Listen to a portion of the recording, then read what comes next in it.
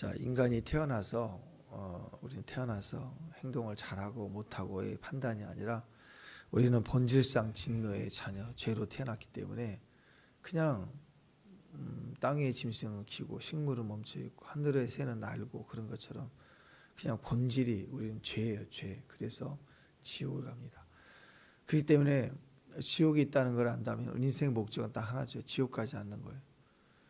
그래서 이 땅에서 뭐 알렉산더처럼 땅을 다 정복하고 왕이 되고 그럼 뭐예요? 죽으면 지옥 가는데. 그러니까 이 땅에서의 최종 믿지 않는 자들의 모습은 지옥 가지 않고 천국 가는 거기 때문에 어떻게 해서든지 그래서 천국을 가야 되는데 또 뒤집어서 이 땅에서 거지 나사로처럼 살아도 죽어서 천국인 걸 안다면 아무것도 아니죠. 영생이라는 영원한 시간 속에 인생은 너무나도 작은 시간입니다. 그 작은 시간 동안 어려움과 고난을 당하고 또 순교를 당해도 괜찮지. 왜? 천국이니까. 그러니까 이 땅에 있는 사람들은 목적이 딱 천국 가는 거예요. 지옥 가지 않는 거. 천국 가는 것보다 더 직접적인 의미는 지옥 가지 않는 거죠. 근데 이 땅에 돈으로 되냐고요? 명예로 되냐고요? 착한 일을 막 쌓는다고 되냐고요? 안 되는 거죠. 예수를 믿어야 되는 겁니다. 그렇기 때문에 이 땅에 있는 사람들의 목적은 천국이 정말 중요해요. 구원받았냐, 구원받지 않았냐, 이게 너무너무. 근데 이제 우리가 믿었어요. 예수로 말미암아 구원을 받았어요. 그러면 이제 목표가 달라지는 거예요. 천국 가는 게 목적이 아니에요. 이 땅에서 사명이 목적이 사명. 나를 부르신 그 부르심의 자리. 궁극적으로는 주의 오심을 예비하기 위해서 영혼들을 예비하는 거죠. 어떤 모습이든 어떤 섬김을 통해서든 예수님이 오시는데 신부들을 준비시키는 거고 우리가 신부 단장하는 거고 또 영혼들을 구원하는 일에 지속적으로 우리가 복음을 증거해야 되는 사명이 있다라는 것입니다. 그런 의도에서 우리가 죽어도 천국이고 지금 천국이면 지금 천국 가는 게 제일 낫잖아요.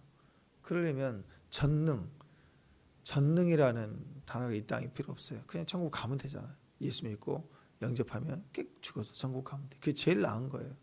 이 땅에 사명이 있기 때문에 공격을 받고 어려움이 있고 고난 중에도 견디는 힘이 있다. 왜? 사명을 이루어야 되니까. 사명을 이루기 위해서는 뭐가 필요하냐? 나를 알아주시는 주님만이 아니라 이제 나를 통해서 역사해 주시는 또 하나님의 전능하심이 있어야 된다. 오늘 세 번째 6절 그렇게 한다고 그랬죠. 그래서 세 번째 단락이 전능하신 하나님. 첫 번째 13절이죠. 13절 한번 읽습니다. 13절 시작.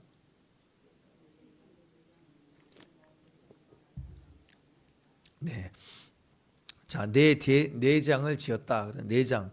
히브리 개념에서의 내장은 우리 장기 5장 6보 기간 그 창자, 내장 이런 것은 그냥 의학적인 신체 구조상의 장기 내용을 얘기하는 게 아니에요. 무슨 의미냐면 마음을 얘기합니다. 마음. 창자가 뒤틀렸다, 꼬였다, 아프다. 내면이 장기들이 상했다. 그것은 마음이 아프다는 거죠. 왜 마음이 아플까요? 왜 창자가 꼬일까요? 왜 창자가 끊어질 듯 아플까요? 바로 하나님이 내 마음을 아시기 때문에. 그래서 그 구절이 내장을 어떻게 했어요? 하나님이 지으셨어요. 내장을 내가 안고 태어난 게 아니라 저절로 태어난 게 아니고 하나님이 내 내장을 지으셨어요. 만드셨단 말이에요. 나의 모태에서 엄마 뱃속에 있을 때 나를 하나님이 만드셨어요. 성벽을 쌓다 보면 벽돌 하나하나 쌓아 올라가는 것처럼 하나님이 9달 동안 엄마 뱃속에 있을 때 우리를 만드셨다고, 지으셨다고, 흙으로 빚은 것처럼. 아멘. 아멘. 그 장기가 누구 거예요? 하나님 작품이에요, 작품. 여러분이. 그래서 여러분이 콩팥이 상하고 또 어디 내장이 상하고 그래도 AS를 누가 해줘요? 하나님이 해준다고. 하나님. 그렇게 하나님께 맡겨요. 하나님, 이 말씀 붙들고 내 내장을 만드셨죠. 내 위장을 만드셨죠. 지으셨잖아요. 좀 고쳐주세요. 쉽죠? 쉬워요. 자, 이런 실체적인 것뿐만 아니라 우리의 마음도 마찬가지예요. 그분이 나를 만드셨기 때문에 만지시는 거예요. 나를 만지실 수가 있어요. 그래서 주님이 내 마음을 아시는 거예요. 주님이 내 마음을 아신다. 주님이 내 마음을 아신다. 그 마음이, 그 말이 나를 지으셨다. 내 창자를 지으셨다. 그 말이. 아멘. 축복합니다. 기도하다가 창자의 내면이 막 상하고 통증이 오면 주님 나를 만지신다. 그렇게 생각하세요. 또 누가 속상한 말을 해가지고 막 말도 안 돼 너무 억울하고 속이 막 뒤집어진다. 그러면 그 사람을 통해서 주님이 나를 만지고 계시다. 그래서 하나님이 나를 옳게 하실 걸 믿는다. 일이 어렵고 틀어져도 믿습니다. 옳게 함을 믿습니다라고 여러분이 생각을 해야 됩니다. 내 마음을 지으시면, 그러니까 나는 마음을 붙잡지 못해, 마음 먹지를 못해. 사람이 마음 먹을 수 있는 한계라는 게 있거든요. 마음 먹고 할 수 있는 게 있지만 안 되는 영역이 있어요. 그래도 우리는 내 마음을 주장하시는 분은 하나님이시다. 우리 영혼을 붙들 수 있는 분은, 유일하신 분은 하나님이시다. 자, 가이오 장로에게 보냈던 편지 요한 3서 1장 2절을 보면 이렇게 얘기합니다. 사랑하는 자여, 내 영혼이 잘됨과 같이 네가 밤사이 잘되고 강건하기를 내가 간구하노라. 그랬어요. 내 영혼이 잘됨 같이, 이렇게 얘기했어요. 영혼이 잘되는 것이 먼저예요. 영혼이 잘됨. 첫 번째 기도는 주여 내 영혼을 건져 주옵소서. 그러니까 여러분 마음이 아파요. 갑자기 막 어떤 영적인 상황에서 기도하다가 막 창자가 뒤틀리고 아플 수도 있죠. 주의 마음이 느껴지거나 영적인 도전이 오거나 어떤 상황 때문에 그럴 수 있어요. 그런가 하면 세상살이에서 또 비즈니스 현장에서 억울한 일을 억울한 말을 들었어요. 진짜 기가 막히는 거예요. 속이 막 뒤틀려 잠이 안 와요. 그럴 때도 마찬가지. 우리가 뭘 기도해야 돼요? 이 마음이 아프다. 영적이든 육적이든 마음이 아프다 그러면 마음이 잘 되기를 기도해야 돼요. 하나님 내 영혼이 잘 되기를 기도합니다. 내 영혼을 주여 붙들어 주세요. 이 영적 상황에서 나를 붙들어 주세요. 내 내면의 심리적 상황에서 나를 붙들어 주세요. 억압받고 있는 이 상황에 내 내면을, 내 영혼을 붙들어 주세요. 스테반도 마지막에 호흡을 다하며 주여 영혼을 맡깁니다. 그렇죠? 다 영혼을 우리가 붙들고 주님께 맡겨야 돼요. 왜냐하면 우리 영혼을 지으신 분이 하나님이시니까. 그러니까 우리 전능의 기도는 그거예요, 여러분. 전능자의 기도는 은사 세게 받기에 막 기도하고 막 소나무 뽑고 흔들어 대가지고 능력 막 이렇게 외치고 교회 이름도 능력교회로 바꾸고 막 이름도 막 권능, 최권능, 뭐 조능력 이렇게 바꾼단 말이에요. 그래가지고 막 금식하고 난리를 쳐야 능력이 떨어지는 게 아니라 능력의 핵심은 바로 하나님을 향한 중심이에요. 그러니까 이 기도를 해야 돼요. 능력에 대한 전능하신 하나님, 내가 능력 쓸 게 아니라 하나님 전능하시면 되잖아요. 그거 믿으면 되잖아요. 그러니까 내 영혼이 하나님 능력으로 먼저 잘 돼야 돼. 하나님 능력이 베풀어져야 될 첫 번째 자리가 내 마음이에요. 내 마음에, 내 영혼이, 내 창자에 하나님의 능력이 내게 임해서 내 영혼이, 내 창자가 잘 돼야 돼요. 뒤틀림이 펴져야 돼요. 내 영혼이 강해져야, 강건해야 돼요. 그래서 첫 번째 기도예요. 하나님 주의 전능하심을 믿습니다. 내 영혼을 건져 주옵소서. 그죠? 하나님의 권능이 어디에 나타나야 돼요? 우리의 산을 옮기고 육신의 상황을 이겨내고 전쟁에 승리하는 것을 다 나타났는데 죽어서 지옥 갔다. 그럼 무슨 소용이 있어요? 그죠? 그런 일이 있었죠. 예. 막 주여 우리가 주의 이름으로 귀신도 쫓고 선지자 노릇도 했나이다. 막 그런 일이 있었다고. 근데 내가 너를 도무지 모른다 그러면 어떤 일이 벌어져요? 큰일 나죠. 하나님의 전능의 첫 번째 자리는 우리 영혼이에요. 그래서 영혼의 구원을 일단 받아야 돼요. 내 영혼이 잘 돼야 돼. 심리적으로 정신적으로 눌려있던 것이 자유함을 얻어야 됩니다. 건짐을 받아야 됩니다. 그래서 모든 축복은 영혼에 대한 관심에서부터 시작이 되는 거예요. 하나님이 전능하십니다. 전능하신 하나님이시다. 그럴 때 다윗은 하나님께 어떤 물질 뭐 이런 걸 창조했다. 하나님이 물질, 세상, 우주 창조, 우주 막 달과 별 사이 막 이런 물질 세계, 세상을 하나님이 지으셨다. 이런 개념이라기보다는 먼저 다윗은 오늘 다윗이잖아요. 다윗은 내 영혼을 먼저 창조하셨다. 그리고 나를 세워주시고 나를 이 아픔 속에서 구원해 주시는 분은 하나님이시다. 이것으로 이해했다라는 거예요. 그래서 위대한 거예요. 뭐 하나 생기면 자기 먹을 거, 자기 쓸 것만 생각하는 사람도 있지만 어떤 사람 뭐 하나 주면 이걸로 누구를 좀 유익하게 할까라는 생각을 한다 그러면 그게 성숙한 거죠. 그죠? 자, 그래서 주께서 내 내장을 지으시며 나의 모태에서 나를 만드셨다. 마음이 너무 아프니까 마음이 막 얼마나 물려졌던지 마음에 병이 들었던지 마음이 막 너덜너덜했던지 뭐라고 했느냐. 주님이 내 오장육부를 이렇게 만드셨다. 지금 나를 만들고 계시다. 나를 터치하고 계시다. 나를 건강케 하고 계시다. 다시 새롭게 하고 계시다. 이런 의도로 계속 얘기를 하고 있다라는 마음을 말하는, 마음을 만드셨다. 그 말은 지금도 내 마음을 주장하신다. 이 아픔을 주장하신다. 이 고통을 주장하신다. 내 이 창자의 뒤틀림도 주장하신다. 지금 뭔가 일을 하고 계시다. 뭔가 하신다. 하신다. 아니 무슨 장에 문제가 있어서 수술 받으면 수술대 있으면 우리는 모르잖아요. 그렇지만 창자가 소장 같은 경우는 7m나 되는데 그게 얼마나 길어요? 여기서부터 이 정도 돼요. 그게 꺾고 있다고 다 꺼내서 수술할 거 아니에요. 그다음 다시 집어내고 이가 자기 자리를 차지할 때까지 방구 나와야 된다며, 그죠? 기다려야 되잖아.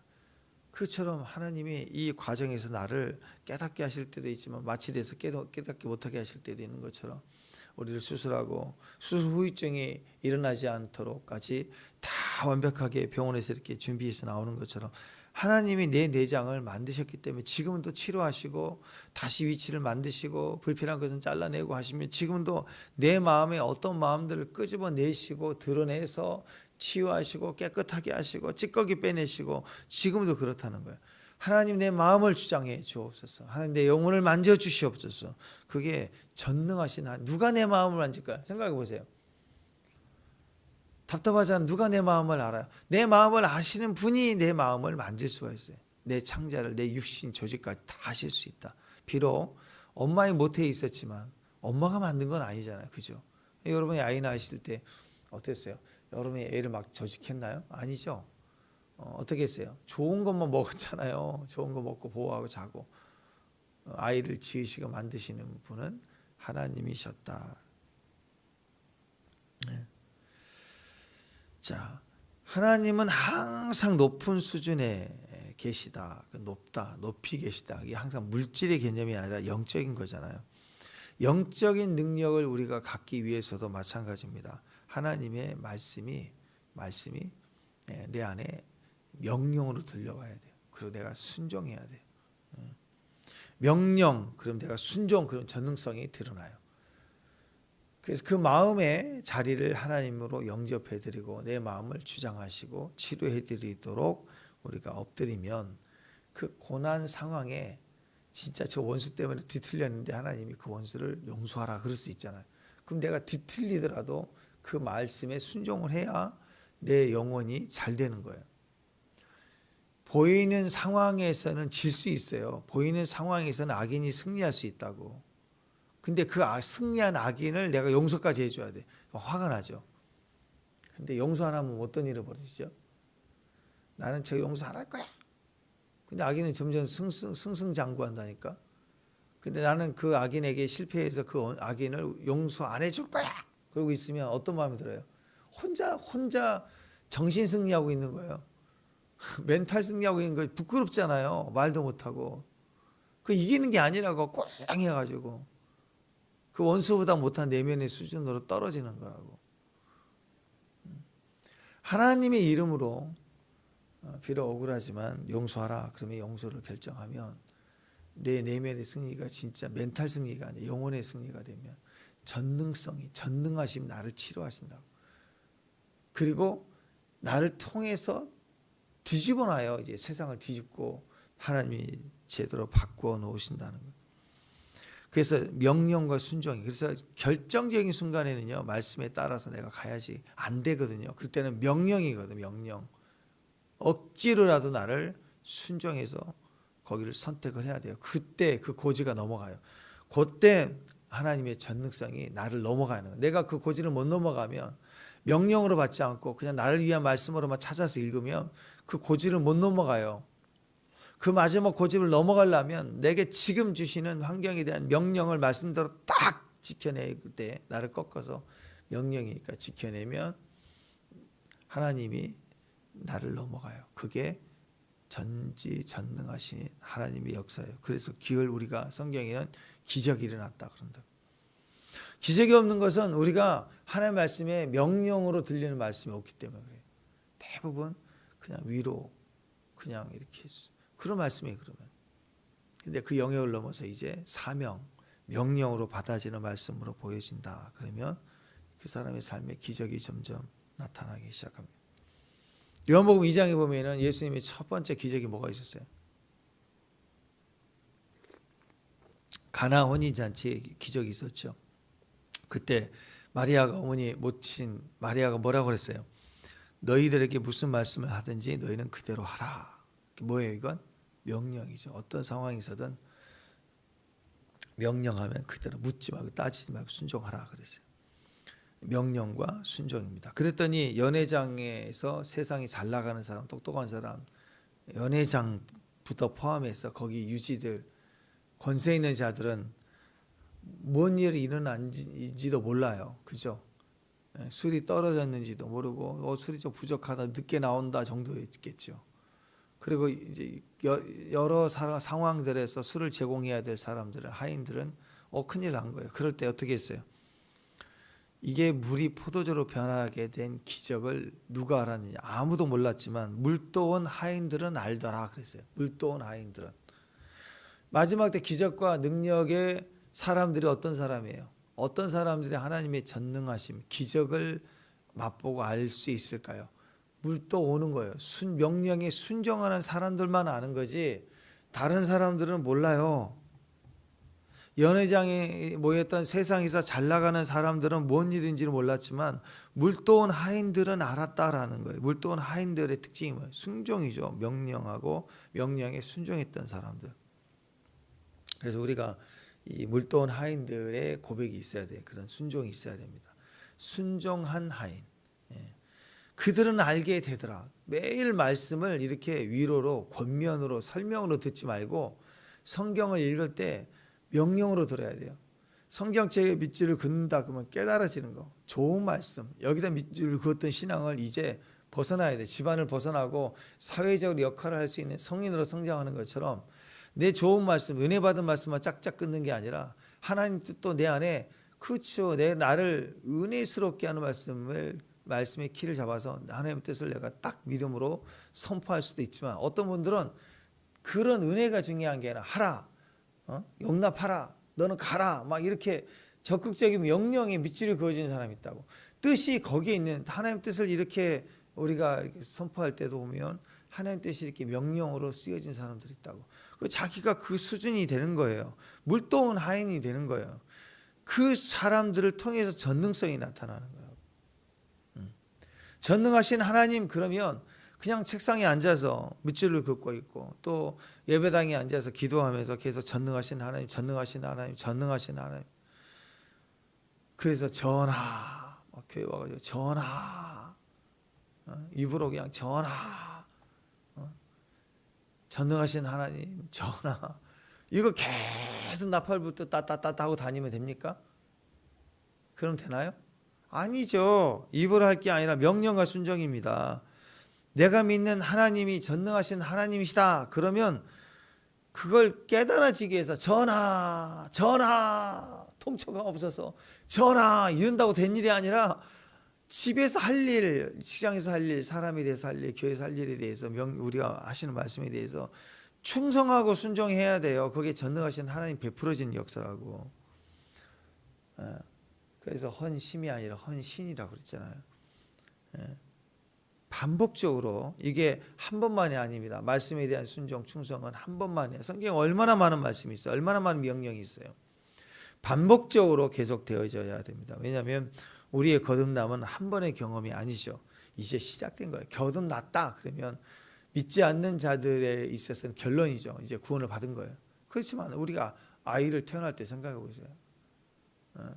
느낌이 달라요. 자, 결혼을 안 해 있을 노처녀, 노총각 위치에서는 남도 결혼하는데 나도 결혼을 해야 되는데 이게 목적 같아 보인다. 인생의 목적 같아 보인다고. 사람 만나는 것도 어렵고 결혼하는 것도 어렵고 신혼 시작하는 거 어렵잖아요. 그러니까 이게 목적을 이룬 것처럼 마지막 스타트에서 들어가는 것처럼 결혼 들어갔다 그러면 신데렐라 이야기 끝나는 것처럼 이제 다 끝난 것처럼 보이지만 사실은 인생은 제 2막 시작이에요. 그때 시작, 결혼하면 시작이라고. 애가 태어난다고 이제 시작이라고. 우리 애도 마찬가지예요. 애를 얼마나 기다리겠어요. 근데 애가 태어나면 너무 기쁘죠. 근데 사실 애 입장에서는 이제 시작인 거예요. 새로운 시작인 거예요. 자라가야 된다고. 그러니까 우리의 거듭남이라고 하는 것은 한 번의 경험으로 끝이 나는 게 아니라 이제 시작된 거예요. 자라가야 되고 완성돼. 하나님의 완성. 하나님 내 인생을 완성해 가셔야 됩니다. 모든 영광도 그렇습니다. 한 번 금메달 따고 땡 영광이 아니라 다음 세대까지 이게 반복되어지도록 흘러가야 돼요. 위대한 선수가 그래서 금메달 따고 나서 후배들 양성하고 키우고 또 은메달 따게 하는 일에 또 성공하고 그러잖아요. 그 지속적으로 가더라. 그래서 다윗에게는 이것이 반복이 있었다라는 거예요. 계속해서 날마다 도망 중에도 계속해서 전지전능, 무소부재, 전지전능, 무소부재. 하나님 다 하신다. 그리고 모든 걸 행하실 수 있다. 말씀을 반드시 이루신다. 그리고 어디나 계시다. 그러니까는 사울에게 쫓겨가지고 아둘람 굴에 들어가지고 3일 동안 먹지 자지도 못하고 이제 사울이 물러가니까 나와가지고 첫 번째 햇빛 보면서 그러잖아요. 오 주여 나의 마음이 확정됐사오니 나는 주 찬양하리라 깨어라 나의 영혼. 다윗 막 춤추잖아요.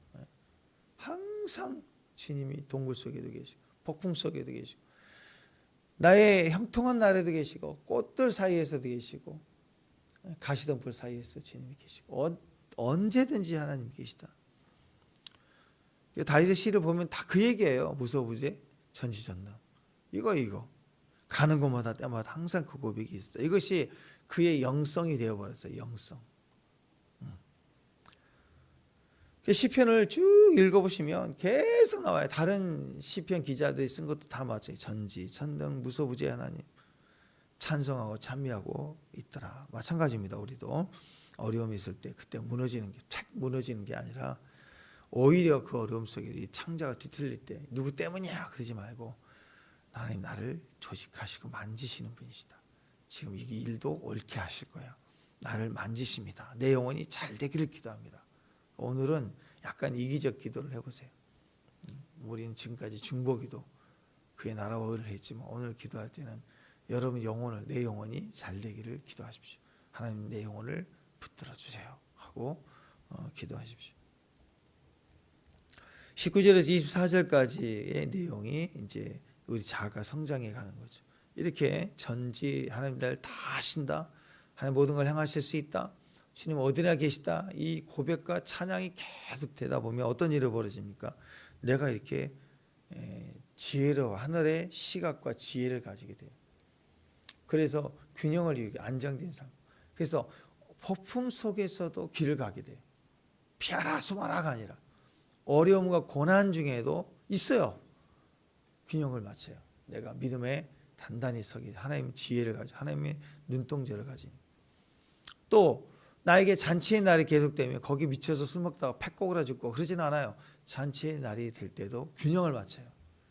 어려울 때를 생각하고 또 어려운 자를 살피고 이게 균형이 있다고.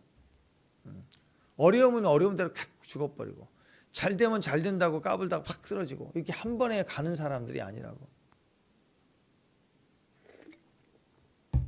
C.S. 루이스의 그 스피리트의 그 편지인가 거기 악마들 얘기 기억하는 내용 보면 그거 나오잖아요.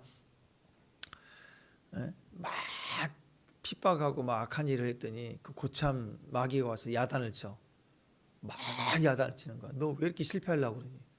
그러니까 성도를 막 아프게 힘들고 막 일을 꼬이게 겹으로 주면요 성도가 살아난대.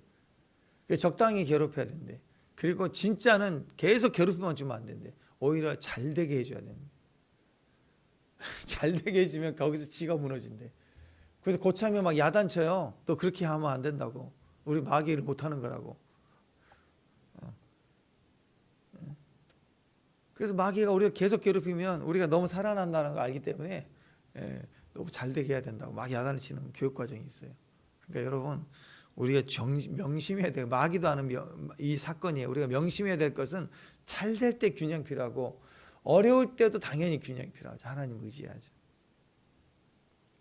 19절부터 쭉 보면은 악인들에 대한 심판을 말합니다. 떠나가라, 네 원수야, 내 원수야.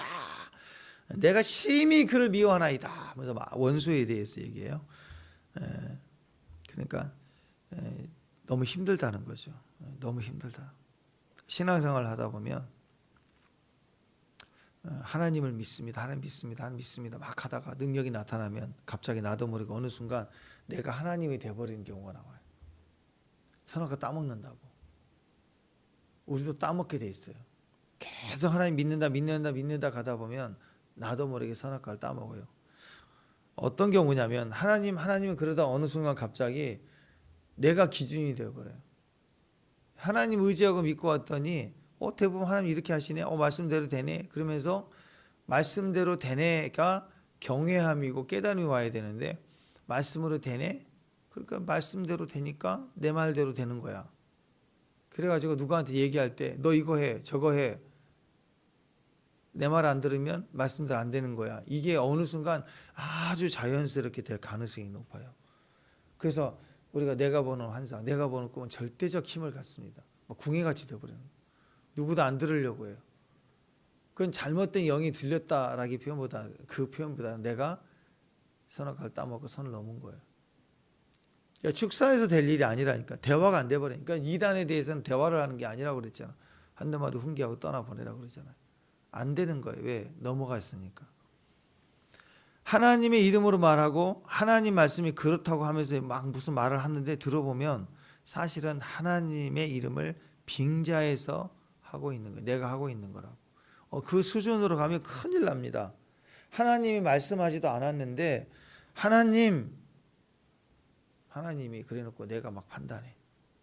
그래서 저건 선이야, 저건 악이야, 저건 옳은 거야, 저건 틀린 거야를 아주 자연스럽게 분별해 버리는 거야. 근데 그게 하나님 주신 분별일 수도 있지만 그냥 내가 판단하는 경우도 있어요. 하나님 뭔가를 보여주셔서 알게 해주셔서 그 영역을 판단하게 하시는 게 아니라 내가 그냥 내 지식으로 상황으로 딱 그냥 알아버리고 판단해 버리는 거예요. 근데 그게 위험해요. 굉장히 위험한 거예요. 그래서 어떤 말을 할 때는 책임이 따르는 거죠. 하나님이 보여주신 것을 전할 때는 하나님의 책임이 따르는 거예요. 그래서 그 말을 할 때 내가 위협을 당해도 하나님 나를 책임져 주는 거예요. 근데 내가 말을 해버리잖아요. 그러면 내가 책임지는 일들이 생긴다.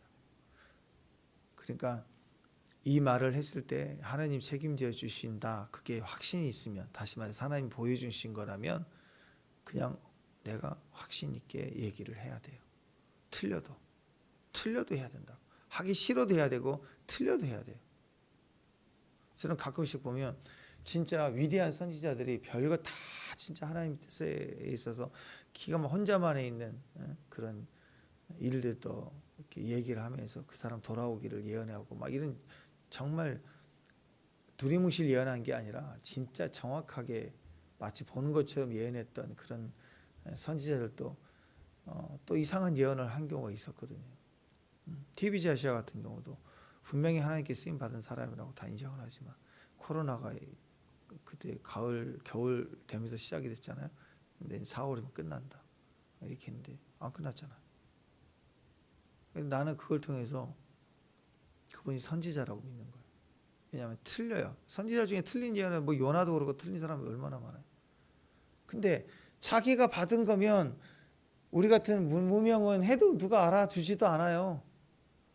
근데 진짜 세계적인 관심을 갖고 있는 사람, 그렇지 않아도 헐뜯으려고 하는 사람이 딱 날짜 얘기하고 그러면요, 그건 벌집처럼 달려들어서 끄집어내려고 한다고. 틀렸다, 거짓 선지자 그런다고. 그걸 모를까요? 안다고. 그분이 그 얘기했을 때도 코로나 이거 상당히 갈 것 같은데 아닐 것 같은데 이런 생각이 들었다고. 다 누구나 얘기를 한다고.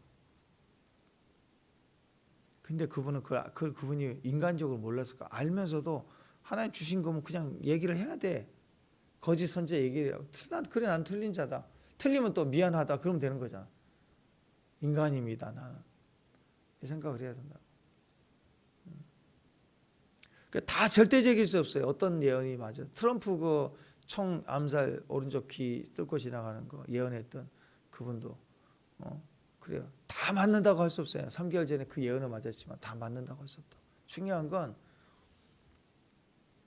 엉터리 같은 예언을 계속 하는 게 아니라 하나님 앞에 내가 받은 기준이 분명하면 내가 거짓 선지자가 되고 욕을 얻어먹어도 해야 돼요. 진짜는 뭐예요? 예언이 틀렸기 때문에 가짜가 아니라고. 진짜는 예언이 틀릴 수 있어요. 근데 삶을 보면 알죠. 어떤 삶을 사는지. 하나님 말씀에 대한 경외함이 있는 거예요. 거기에 언어가 틀릴 수 있고 나를 통해 나온 게 틀릴 수 있고 환상이 그렇게 보일 수도 있는 거고 분별이 약할 수도 있는 거고. 근데 거짓은 뭐예요? 거짓은 내가 맞아. 내가 맞았어. 너 어렸을 때 집에 감나무 있었지? 뭐 이런 거. 맞힐 수도 있죠. 우연히. 근데 뭐가 항상 거짓됐어요. 항상 음통하고 음란하고 그 JMS나 보면 다 그러잖아. 들어갔다 나오면 또 들어가고 맨날 그러잖아요. 거의. 거짓으로 가득 차 있다고 그 옆에서 보면 다 그게 나와요. 그래서 분별이 되는 거잖아요. 그죠? 근데 어리석은 사람 누가 무슨 말 했다 그러면 그거 하나 꼬투리 물고 늘어져서 막 난리를 칠 때 문제가 생깁니다. 그건 어디가 문제가 생기냐면 내가 기준이에요. 판단하는 내가 기준인 거예요. 내가 기준이니까 하나님 말씀도 막 장절수 따져서 이건 왜 없냐, 이건 언어가 틀리다, 뭐 숫자가 틀리다, 열왕기서의 숫자하고 역대기 숫자가 틀리다, 막 그걸 막 따지는 거예요. 어제도 그랬지만 전지 그러면 믿어야 될 건데 다 하신다고? 그런데 왜 아담이 타락할 걸 알면서도 전지니까 알 거 아니야. 아는데도 그걸 왜 만들었느니 막 이렇게 의심하고. 이게 다 뭐예요? 이게 악하기 때문에 그렇다고. 내가 판단하는 위치에서 하나님을 판단하는 거예요. 받아들여야 되는데. 그 오두막이라는 영화 그 소설책도 그렇잖아요. 그 자녀가 죽은 그 환경이 가족들이 다 침묵하고 덮고 몇 년을 지나서 고통 속에 그 고통을 꺼낼 상황도 아닌데 하나님으로부터 편지가 와서 그 오두막을 찾아가잖아요. 거기서 하나님을 만나죠. 막 영적으로 하나님을 만나고 막 무리를 걷고 막 같이 즐겁다. 그러다가 진짜 동굴로 들어가서 지혜의 신 지혜를 만나게 될 때, 하나님을 지혜로 만나게 될 때 그때 터져 나오죠. 터져 나오면서 뭐라고 그래요? 그 어린아이에 무슨 그 어린아이를 데려가실 수 있냐고 막 분노해서 얘기하잖아요. 당신 지혜가 있는 거냐고. 지혜가 있다면 그럴 수 있느냐. 이런 태도로 나올 때 뭐라고 그래요? 네가 해봐. 그럼 네가 해봐. 이 세상을 네가 다스려봐. 그래서 꺾이죠. 꺾인다고. 하나님 외에는 지혜가 없고 우리가 그 자리에 가면 내가 하는 일로 남 다 죽이는 일이 또 벌어진다. 그러니까 맡기는 거예요. 우리는 내가 판단하면 안 돼. 하나님 판단을 받아들여야 돼. 상황을 받아들이는 거예요. 믿는 거예요. 그래서 다윗의 통찰이 어땠느냐. 오늘 19절에서 24절 보면 6구절이 마지막 6절인데 6구절 중에서 22절까지 4구절이 다 뭐예요? 자기 계속 죽여라. 악인을 멸하라. 죄인이다. 막 난리를 치죠. 내 죄를 그냥 두냐고. 내 원수다. 내가 심히 미워한다. 저 나쁜 놈 이랬단 말이에요. 마지막 이 전체 시의 완성입니다. 2구절. 23절 24절 시작. 하나님의 나를 살피사 내 마음을 아시고 나를 시험하사 내 뜻을 아옵소서. 내게 무슨 악한 행위가 있나 보시고 나를 영원한 길로 인도하소서. 다윗이 어디까지 갔어요? 막 올라오니까 화가 나니까 저놈 나쁜 놈 내가 심히 미워합니다. 저 내 원수입니다. 막 그러다가 자기 마음을 다시 돌아와요. 나는 내가 더 죄인이고 나는 환자고 병자고 아픈 자입니다. 주님 내가 변화되기를 원합니다. 하고 주님께. 그리고 내가 지금 이 판단하고 있는 게 나는 분별이라고 얘기해요. 하나님의 뜻과 하나님의 공의로 볼 때 이건 진짜 나쁜 놈이라고 생각해서 저놈은 나쁜 놈이라고 얘기를 했지만 이건 역시 하나님 나를 시험해서 나로 알게 주세요. 이것도 내 의에서 나온 것은 아닌지요. 여기까지 간 거예요. 그러니까 자기가 다 옳은 게 아니에요. 내가 하나님의 이름으로 말하고 하나님으로 행하는 것도 자칫 잘못하면 나도 모르게 섞여서 내가 내 의를, 내 뜻을 주장하고 있는 수도 있다는 거예요. 그래서 다윗이 실컷 욕을 하고 두려워하고 언술하고 선포해놓고도 이제 내가 잘못할 수도 있는 거라고. 내가 불순종하고 있는 것이 있지 않은지 내 마음을 살피 헤아려서 깨닫게 해달라고. 다시 내 영혼을 이 과정에서도 옳게 해달라고. 진짜 기도가 들어온 거예요. 진짜 기도. 시편 139편은 여러분 굉장히 놀라운 시입니다. 우리도 그렇고 외국에서도 이 찬양, 이 곡을 가지고 찬양이 많이 만들어졌어요. 그리고 제가 어렸을 때 들었던 많은 간증자들의 간증 중에, 훌륭하신 분들의 간증 중에 이 시편 139편이 많이 나옵니다. 자기가 회심했던 이유가 뭐냐? 시편 139편. 내가 판단하고 하나님도 판단하고 그랬더니 어느 날 사도 바울도 그러죠. 예수라, 네가 나를 핍박하는 예수라. 그때 충격을 받잖아요. 아, 내가 옳은 게 아니었구나. 내가 악인에 대해서 미워했던 게 아니구나. 그게 아니었구나. 그보다 더 중요한 것이 있구나. 그래서 하나님을 만나줬던 일들이 시편 139편입니다.